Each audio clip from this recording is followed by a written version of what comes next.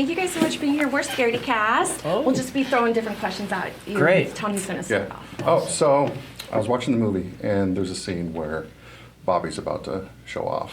And he says a line, "Fire can't hurt a dragon." Yeah. And it stuck with me so much that like I'm starting to use it in every day. Like, I just wanted to know, is there anything else you guys stuck in that movie that you're hoping people quote or take with them afterwards? I feel like that wasn't like an initial thought, but I feel like it goes into writing a film sort of where you're just trying to make each other laugh. I mean, in our situation, that's all it was just me and Billy and I trying to make each other laugh. And I mean, if there's any other lines in the movie, I mean, I would hope it's quotable. I'm glad you picked up on that line though, because nobody said that yet. And I remember writing that line and being like, that's really funny. Yeah, I love the it's idea that Bobby had like.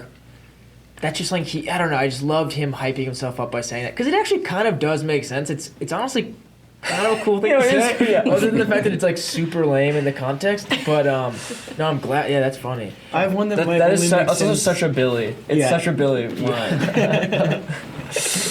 This might only make sense after you've seen the movie, but I hope that this movie will just inspire more people to look at the bottom of picture frames. Oh. I see what you mean. Yes. Oh. Yes, I gotcha. You know what? That does make sense. Everyone needs to know who the champion is. Yes. The second The underdog. Yes, that's right. Really read them. Read them well. Speaking of your character, I mean, he is eternally optimistic. He always sees the best in everybody. And I think in a world that can be so cynical and, very disconnected from people, Jason definitely is someone that we should aspire to be, I think, in certain situations. What do you hope people pull from your character, especially, in today's world? That's awesome. I mean, I think it's I do think there's something like being that hopeful is like the least cool thing in the camp at the moment, but I would love if you would inspire more. Something that we talked about is like these characters can't help but be themselves, like to their betterment and to the issues of the movie. Like they're kind of all stubborn in their own ways, and I think there's a lot of beauty and kind of glory in their stubbornness. And for him, I think he just is unrelentingly positive, and like he can't help it. And I think that can be really helpful and beautiful. Absolutely.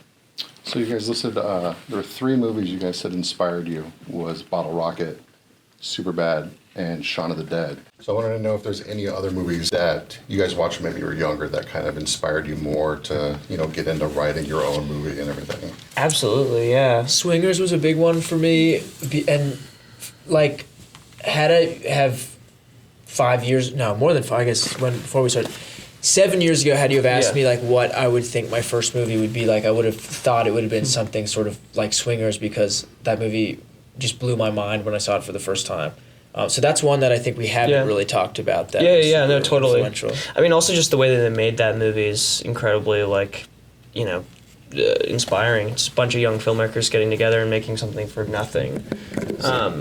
Speaking of Evil Dead, the Evil Dead, Evil Dead 2. I mean, both honestly, Sam Raimi movies. Like Sam Raimi's a huge influence. Edgar Wright's the other 2 in the Cornetto trilogy. Like I love Hot Fuzz. I think it's like one of the funniest movies ever, and plays with genre in a really awesome way. And honestly, The World's End too. I think it leans more into the dramatic stuff, but also I think is a really fun sci-fi film. So a lot of comedy, horror, playing with the genre, but also, I mean, growing up, I loved Let the Right One In, and I loved more sort of, I guess a little bit more of a sort of dark gothic thing, but not that any of that bled into this movie, but I think it's just a lot of. Now, this is exactly thank you. Thank you. Thanks for bailing me out of that. And then real quick, what's your favorite part or line from Sleepaway Camp? I love the opening. The cold open is one of the craziest things ever. Where they're on the lake, and they're water skiing? Or is it they're water skiing, or they're...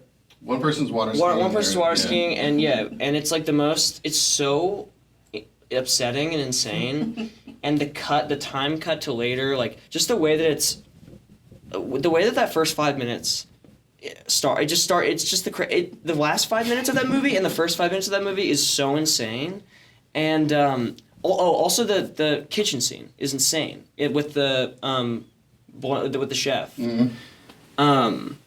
It's like the more you think about it, it's like the whole movie. It's like, wait, that's insane. It's That's why I insane. watched it 3 times the first time I watched it. It's the Like, craziest I watched it movie. 3 times. Well, also there's that crazy like flashback scene at the end, or is that actually at the beginning? You know that like where it's like in the black void. It's like Yeah. super weird, like with that one. They're like pointing at each other. Yeah. Yeah. Super.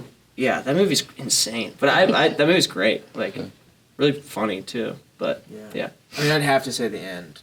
Yeah, the end is one of That the movie, craziest just 'cause things. It's really like I've only seen that movie the once, and I was like, and I'll never like. I was like, and that's the ending of a movie that I'll just remember for it. Like, Well, just like the hissing, like, is so scary.